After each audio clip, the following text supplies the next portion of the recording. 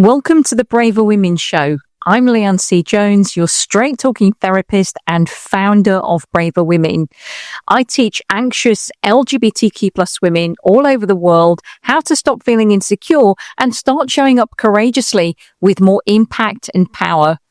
Every episode is packed with proven, actionable strategies, lived experiences, and of course, my no-nonsense insights, so you can stop letting your emotions run the show and finally feel in control. And if you're tired of struggling with anxiety, self-doubt, unresolved trauma that's affecting your life and your relationships, or feeling like you're not enough, you don't have to figure it out alone. You'll hear real success stories from women in the Braver Breakthrough program, women who've gone from the anxious patterns of self-doubt to coming out and made life-changing shifts following their work with me. This is where we're going to change all of that. So let's get started. Hello and welcome. If you're new here, it's good to have you here. And if you've been around for a while, I appreciate you. It's good to have you back here with me. Okay, so if you've been following me for a long time, if you've been following my work on social media or within the Facebook community, you'll know that I don't deliver therapy in the old, archaic, traditional way. And you'll also know that I'm not the kind of therapist who just sits there nodding and asking, how does that make you feel? I bring real talk, real tools, and when it matters, real stories, including my own. Because here's the thing, shame dissolves, doesn't it, when stories are told in safe places. And I believe in sharing not just my own stories, but the real, raw stories of the women that I work with. Because when you hear where they started, the fears, the self-doubt, the trauma, the patterns that kept them stuck, and then you hear where they are now, when they bravely tell you where they are now, that's the proof. That's what happens when you stop running from yourself and you start facing what's really there with a strategy and the right process that's going to take you over the line. It's not just about change. It's about finally living as the person that you are always meant to be. Over the next few weeks and months, you're going to be hearing a lot of stories of women who've worked with me, who've got their own incredible and unique perspectives to tell, with the change on the end of it, to give you hope. And why am I telling you this? Well, when you're going through heartbreak anxiety, you don't need someone to just listen and let you vent. You don't need to talk in circles. That gets you nowhere. You need someone who's going to help you actually do something about it. That's where I come in. I'm not here to give you vague, feel-good advice and leave you to figure it out alone. I'm the kind of therapist who gives my clients real accountability, a strategy. They're not left wondering what to do. I'm the kind of therapist that will check with my clients that they're actually doing what they say they're going to do, and helping them track in real time so that they can start to develop their own internal handrails, and they've got me there right by their side every single step of the way. Because I don't believe that change can happen at the level of thought or awareness alone. You need to be able to absorb what you're learning, what I teach. You need to be able to understand it, but be able to put it into practice, to repeat a new behavior. You need someone on your shoulder tapping you, saying, go on, go and do that now. You need that accountability, and you need that wrapped with compassion. And I think that's how transformation happens. And that's exactly what I bring to the table. And that's important because today we're talking about heartbreak anxiety, the kind that keeps you stuck, the kind that keeps you in your patterns, replaying everything in your head, the kind that makes you question everything, question your worth, your decisions, whether you'll ever find somebody again, or why you keep ending up in the same situations, the same relationship, treated in the same way, with the same endings, the kind that convinces you that you're never going to move past it, that you're going to always feel this way. But here's the truth, you won't. And the sooner you start recognizing the deeper patterns that shape how you're showing up in relationships, the sooner that you can have the awareness to change them. Because when something is operating at a subconscious level, it's out of awareness. But when it's no longer unconscious, it then becomes a choice that you can work with and change. Because often those patterns that you're in, that you're experiencing, that you're doing to overcompensate fears or anxieties, those patterns aren't just about this breakup or this relationship. They're built on years of conditioning. They're built on ideas, concepts, ingrained beliefs, childhood experiences, unresolved trauma, unresolved emotions that are trapped inside your nervous system, things that have been running the show in the background for years, shaping how you behave in relationships and what you tolerate. Why am I telling you all this? Because I recognize this, because that's exactly what my clients bring to the table that we resolve. And it's exactly what I was doing before I became a therapist. Now, this episode builds on last week's episode number 8, where I talked about anxious attachment in lesbian and queer relationships. A really powerful episode. If you haven't heard that one yet, go back and listen to it after this. I'm going to give you, again, a dose of reality where I talk about some home truths in a trauma informed way that helps you to make the connection as to what's missing inside of you that makes all of that overcompensation and that anxiety necessary. Why you're going back and repeating certain behaviors, and what's missing, and how you can start to fill that gap. I'm not going to give too much away about it on this episode, but I want you to go back and listen to it if you haven't. It's a very, very powerful episode. Now, the reality is, I think it's really good to hear stories from other women in our community, because while there are some similarities to straight relationships, the nuances in ours are different. The layers of identity coming out, fears of rejection, past trauma, internalized and unprocessed shame, these all affect how we attach, how we show up, and how we process breakups. The talk that you're about to hear is one that I recorded 5 years ago in the Braver Women Facebook group, and I only kept it in there. And I talk about a heartbreak that I experienced in 2016, where my partner at the time came out later in life, and the fears of being out caused her to end things and slowly withdraw. And we broke up. Now, that breakup sent me into a spiral of my own anxious journey, one where I didn't know what to do, because at the time I didn't have a reference point. I didn't have any examples. I wasn't even aware of what an attachment style was. Nothing. I wasn't able to link in with any other queer women about it. I was ashamed about it, and it took me a long time to get over. And it was a really vulnerable thing for me to share, even as a therapist, because let's be honest, therapists aren't exactly encouraged to talk about their own struggles. In fact, it's quite frowned upon. But you know me, I will go against the grain if I know that something works and it helps, and it does. And I've always believed that if I'm training and teaching my clients, not just healing them, I will train and teach them. If I'm training and teaching them to be real and authentic, then I have to do the same. I have to lead the way. And it's something I'm very proud to do. That particular breakup made me take a long, hard look at my own anxieties. And back in 2016, what I was doing, how I was showing up, what I was accepting, and those anxieties, what I was doing to overcompensate and squash them down, fears that I hadn't dealt with yet. And let me tell you, what I uncovered changed everything. And right now, if you're hurting, I know exactly where your head's at. I do.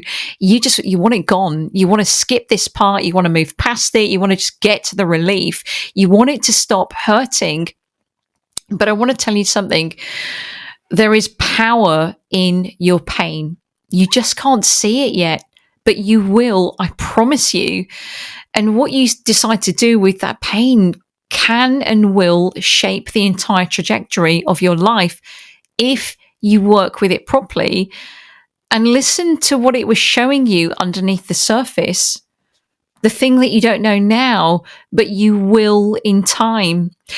And it wasn't easy, but it was the turning point that set me on a different path, one that brought me here, helping women like you alter your relationship with the unprocessed pain that keeps you scared, keeps you stuck, keeps you devaluing yourself, keeps you from not fully being yourself and hiding away, the pain that makes you limit your options, settle, make do, or tolerate things that you shouldn't be tolerating.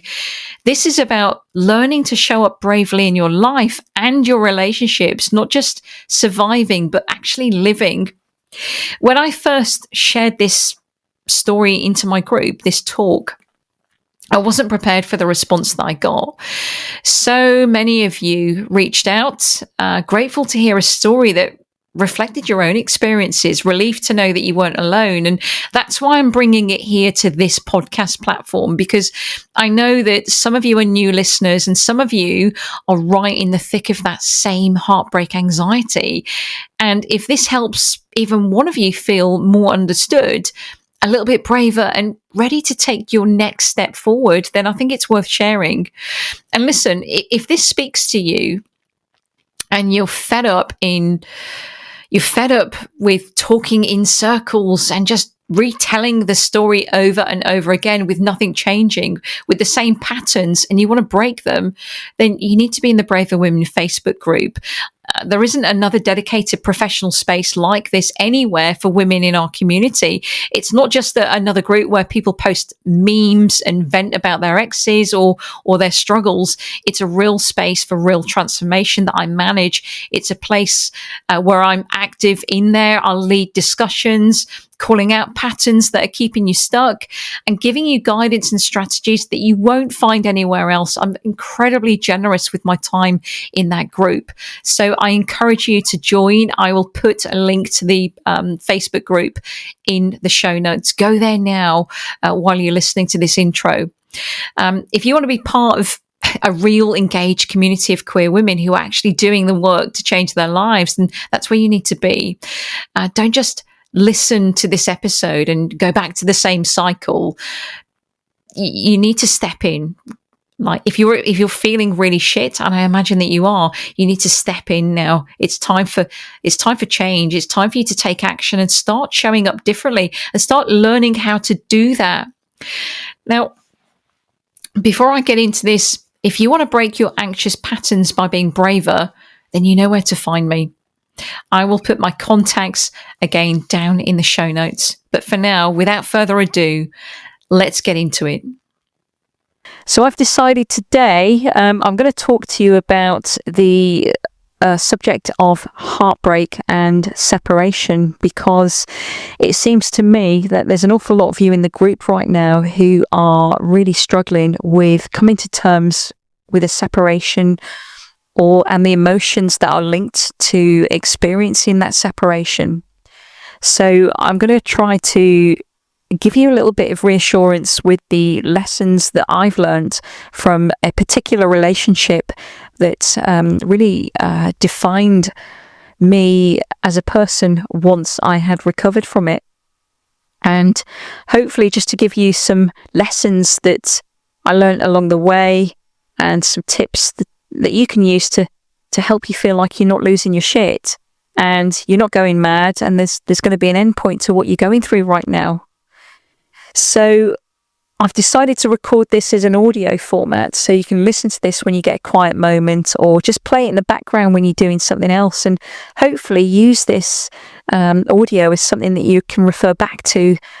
Use it as an anchor to help you feel that you're not alone. It's perfectly normal what you're going through, despite the fact that you feel as if you're going through hell right now.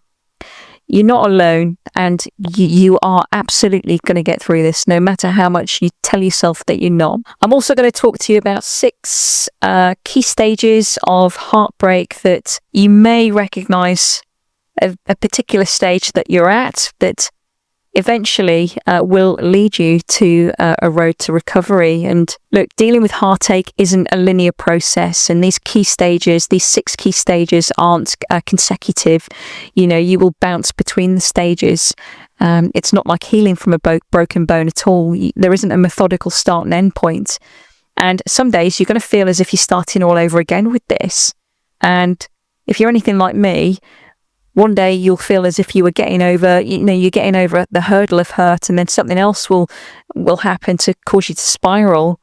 So you're going to have some really, really shit days. And I mean shit, if you've not already. But as you start to process what's happened and try to accept what's happened, the separation a little more each day, you're going to find that eventually some days are going to be a lot easier to deal with. And they may not be as hard as the others that you've had.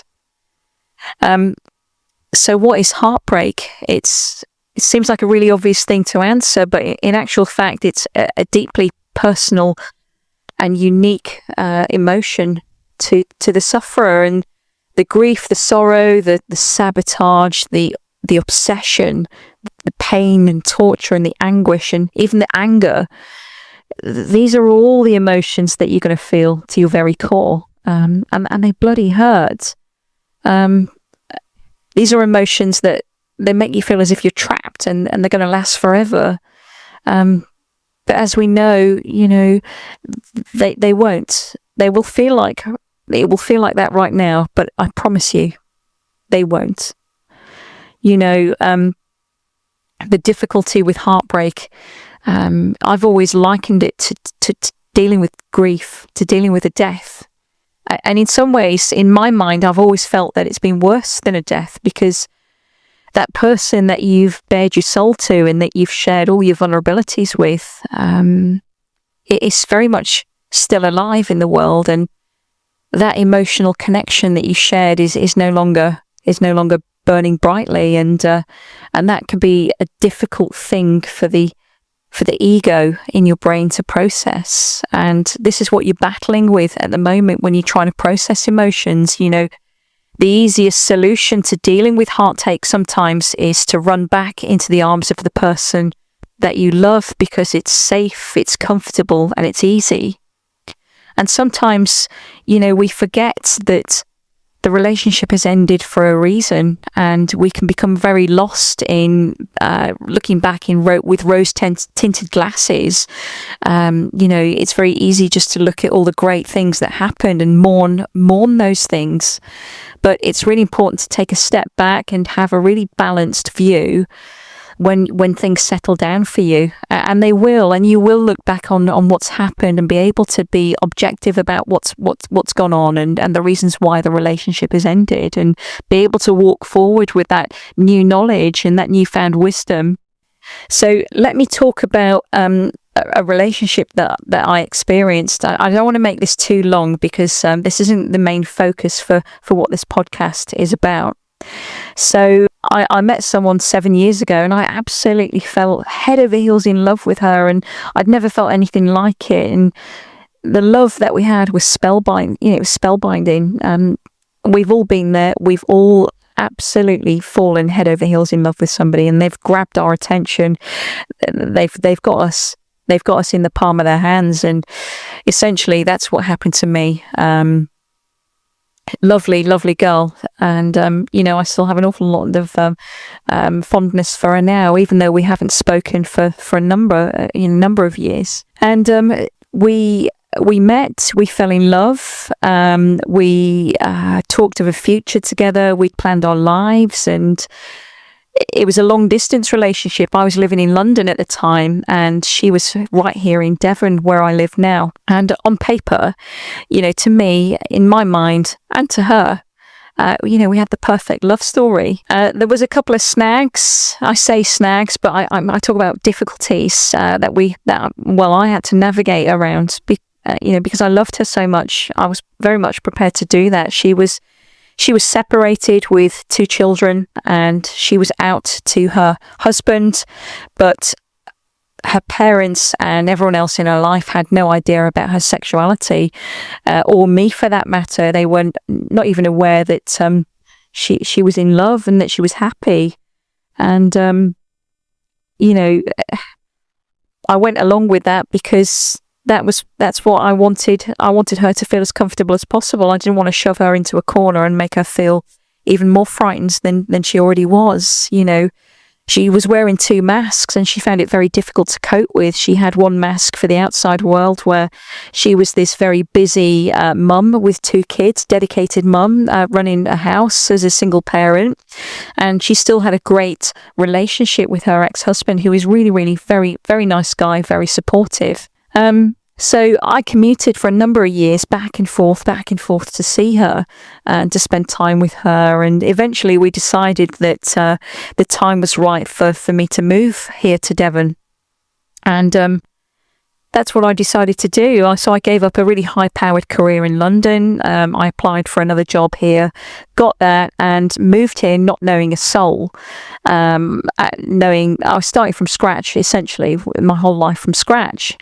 And we decided that because she wasn't out openly, I wasn't going to move straight in with her. That's not what we'd planned. You know, it was going to be an awful lot simpler if I got my own place, established myself, found my feet, and then gradually, bit by bit, we were going to, piece by piece, you know, just bridge the gaps that were in our lives so we could walk forward as a couple together.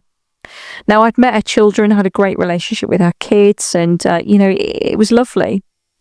And something happened the day that I moved. You couldn't write this. We talked for weeks and weeks and weeks, and the day that I packed up, handed my keys back, drove down the M5 to Devon, got into the new house where I was going to be living, and I didn't hear from her. And I didn't hear from her for about a week. And when she eventually got in touch, she was a bit of a mess. And it had all become a bit too real for her.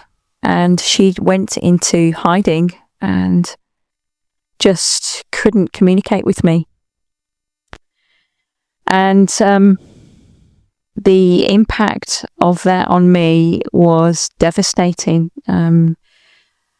I was a complete and utter mess, trying to hold it together each day whilst trying to start my new life and carve out a career for myself down here again. And it was awful. And we talked, and I promised her that, look, let's just go slowly. I'll be patient. There's no rush here. I'm here. We can just take this day by day, month by month, and just see. Let's keep our eyes on the prize. And as time went on, over the next 18 months, we saw each other, but it was very limited. And the dynamics between us had changed. And it was very, very obvious that this relationship, this union between us was starting to dwindle. And I was a complete mess. You know, for 18 months, the 18 months between me moving here to when we ended, I spent a lot more time alone than I did with her. I saw her every other weekend for maybe a day or a night. And there were times where she didn't want to see me. And she was just pushing me away. And as a result, my anxiety was absolutely going through the roof, and I felt like I was going crazy with heartache and worry.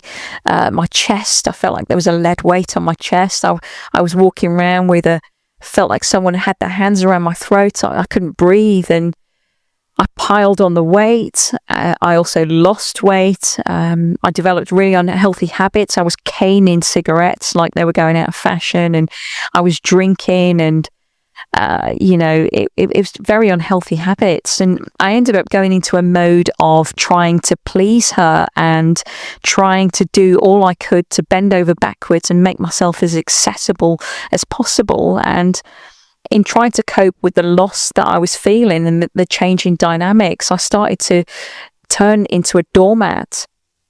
And when I say the dynamics changed, it turned into a very unbalanced relationship, where before everything had been balanced and equal between us and respectful.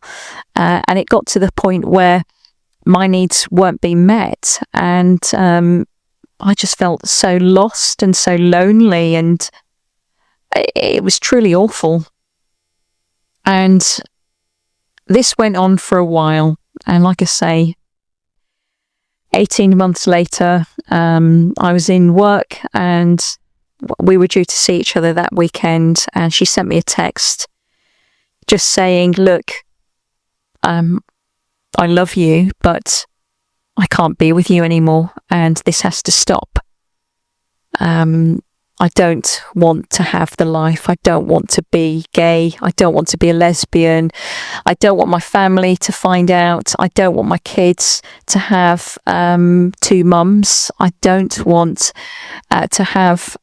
I don't want to be scrutinised. I don't want my kids to be bullied. I don't want this. I love you, but I don't want this. And, well, there are no words to describe what I went through. It was truly awful. And I developed really unhealthy ways of trying to cope. I felt like I was going mad. I didn't really have anyone to speak to, apart from my friends who were distanced away. Whenever anyone spoke to me, it's all I could talk about. And I was really trapped, really, really trapped. And in my mind at the time, I absolutely didn't believe that it was over. And my next point that I'm going to make is really important, because this is the one thing that I learned that stopped me and will stop you from moving on and walking forward with your life. Love is blind. It teaches you to be accepting, and love is probably one of the most powerful emotions that supersedes logic. You're not going to think rationally. You're going to do all you can to make things work, and you can become absolutely enveloped and swallowed in hope. That word, hope, is the one thing that will stop you from moving forward and recovering. Acceptance that a relationship is over is swallowed and stalled by hope. And it just keeps you in a state of waiting and hovering and expectancy, and it keeps you stuck. And this is what I was grappling with. Looking back, that is what I was grappling with for the 9 months that it took me to recover from that relationship. I was absolutely not prepared to let go. I was not prepared to deal with the silence. In my mind, I'd convinced myself that we were meant to be, and that this relationship had got to the point where I was able to move despite against all the odds. The job that I did, it was very, very difficult to get work in Devon, and as a result of me getting a job down here, I'd completely convinced myself it was meant to be. And rather than grieving the relationship and reflecting on my unhealthy behaviors and reflecting on how I'd been treated and focusing on my self-worth, I just would not let go. And it was just, I put this woman on a pedestal. I totally put all of her needs and all of her needs and her wants before mine. I was completely trying to please her all the time. I made myself weak. I gave too much of myself to her. I lost my own personal power. And I was absolutely wrapped up in being this person that could fix all of her problems. And if you could take anything away from my story, it's this: that the moment that you stop wishing and you stop hoping that things will work out, and things will be different, and you can probably have another chance at this if you just give each other a bit of space. That the moment you accept that you need to stop hoping is the moment that you are going to start to recover and accept what's happened an awful lot quicker than what you would than being in this mindset of hope. So there were things that I started to once I'd gotten over this hope, once we'd not spoken for 6 months, a stone cold silence between us. She'd asked me never to contact her again, and I tried to get in touch with her as best I could to try and rationalize and reason with her, and it wasn't working. And I tortured myself completely up until the point of 6 months went by, and that's when I started to realize that there was no hope. And this is the thing that started to accelerate my recovery. I got a journal, and I started to journal all of my thoughts. I used it as a bit of an emotional dumping ground, because there are only so many times that you can start to talk to people until you sound like a broken record. And the importance of journaling really is for you to be able to note down what you're feeling. And the stages that I'm going to talk to you about in a minute, when I look back on the journal that I wrote, I can see quite clearly how I'd gone through all the stages of non-acceptance to anger, to dealing with the depression and the renewal as well, and the sadness that really led me to be able to just process what I was going through by putting all of these thoughts and feelings down in a journal. Now, I also started to take a bit of a personal inventory, and I wrote down all the shitty things that I'd allowed her to, I'd accepted from her. And then I started to realize that actually it wasn't her fault per se. It was my fault, because in this relationship I was quite weak, and I accepted that behavior from her. And in going through this kind of transformational mindset, I started to give up the blame and that helplessness, and I accepted this kind of behavior from her. So that was the reason why I was suffering and why I was unhappy, because I allowed it. I allowed myself to go against my own values, and I lost my identity, and she didn't do that. That was something that I did. That was something that I allowed myself to do.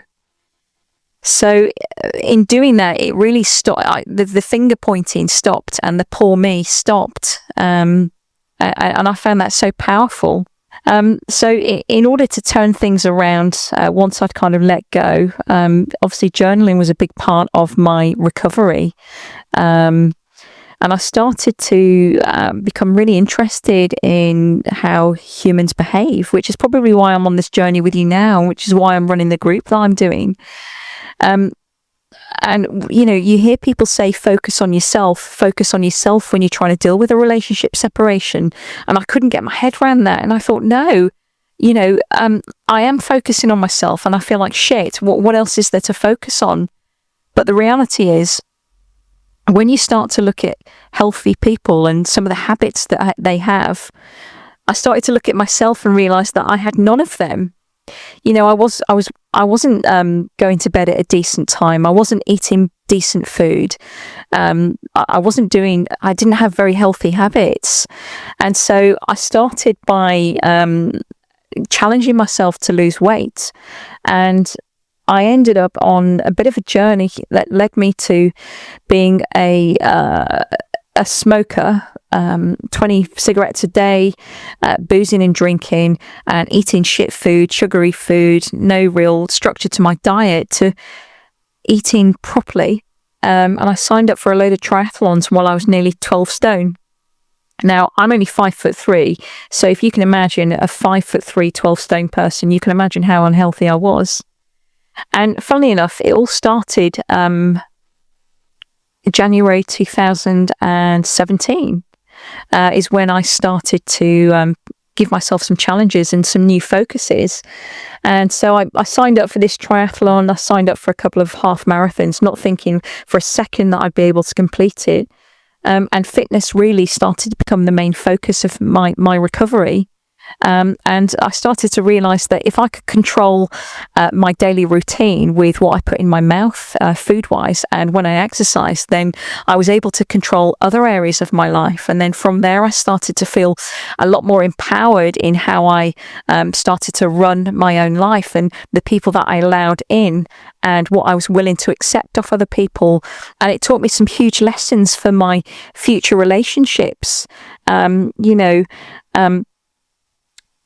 It taught me that I am worth a lot. And if anyone's going to get with me, and if I'm going to be in a relationship, then I've got to look at my core values. And I took an inventory of my values, and I had 4 core values that I wanted to live my life by.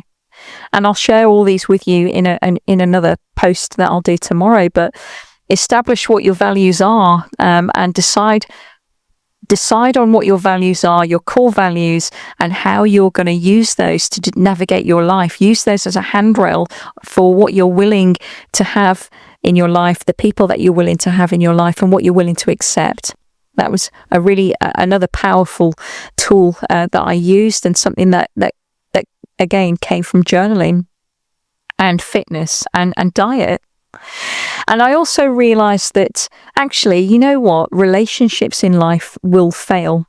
And that's okay, because each of us are on our own individual journey. We're not morphed at the hip to other human beings, even though there's times when you can get into a relationship that can feel really codependent. But remember, you came into this world alone, and relationships don't have to define you. You are your own individual person, and you are free at any time to leave a relationship if it doesn't serve you. And relationships will fail. They don't always work out, because as humans, we are evolving continuously. Things are always changing around us. That's the only given certainty in life, is that things are always changing, and you are always changing. I'm 40 now, and I'm not the same person that I was when I was 35. I'm certainly not the same person that I was when I was 25. So it's important to recognize that you are on your own individual journey, and the people that you attract into your life, including relationships, are the people that resonate with you, and the people that probably share the same values and life kind of experiences as you are. And sometimes you have to let relationships go. You need to realize that sometimes being in a relationship, being in a healthy relationship, is also the ability to say, this isn't working. And we don't need to grieve or get upset to the point where we stop living our lives, but we just need to part ways, and that's okay. It's a really healthy way to kind of view relationships. It doesn't have to be all doom and gloom. Sometimes when you both reach a decision that a relationship isn't working, it could be celebrated that you've both had the maturity to realize that this isn't serving me, and this certainly isn't serving you. I could go on about this forever, because this isn't the relationship that I'm talking to you about now is probably, like I say, the pinnacle relationship that really made me think about how, just more than relationship, that how life worked, how humans work. But I've got so many stories I could tell you, and I'll probably share those stories with you as you get to know me a bit more. But what we're going to do now is I want to go into the 6 stages of, I'm going to call them recovery, because they are, and you're probably going to notice these stages, these different stages of heartbreak, and they are very similar to grief, and they do, they do include denial, anger, and eventually acceptance. So let's start with pain. We all recognize that generally this is the starting point of heartache and separation. After the numbness and that shock wears off, you're going to experience that pain. And I generally always feel it if I go through a breakup right around my heart, solar plexus area. And this is where you get the physical symptoms of that emotional energy that's stored in the body. And heartache, as we know, tends to sit in the upper chest area, and that is where you experience the pain from. And I've always found that sometimes breathing techniques and getting out and about, as I've already shown you in the group, can help you to kind of reduce those physical symptoms. But don't run away from the pain. This is all part of the process. And the next phase is anger. And this is where the pain gets turned outwards, and you can find yourself really angry at everyone and everything, including your loved one and your friends and the world, and even your faith. If you've got faith, then you can just become just angry, and that anger stems from your life not progressing as you wanted, and that's normal. It's a normal emotion to feel, and it's an appropriate stage of heartbreak. And you might find yourself taking it out on people, but do you know what? Most people who'll know what you're going through will completely understand. And very much this is the next phase that I recognised, and I went through this, and I ended up on medication to try and help me heal. And I ended up going through depression. And I started to turn in on myself, and I massively withdrew from the world for a while. I came off social media.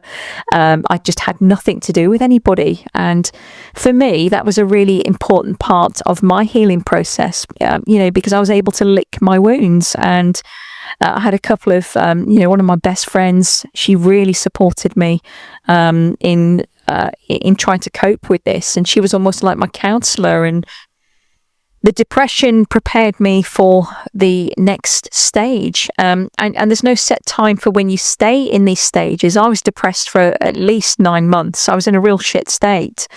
And, this sadness that I felt was absolutely all consuming for easily for 9 months. And that was okay. Don't berate yourself if you end up in a depressed state for a while. It is perfectly normal.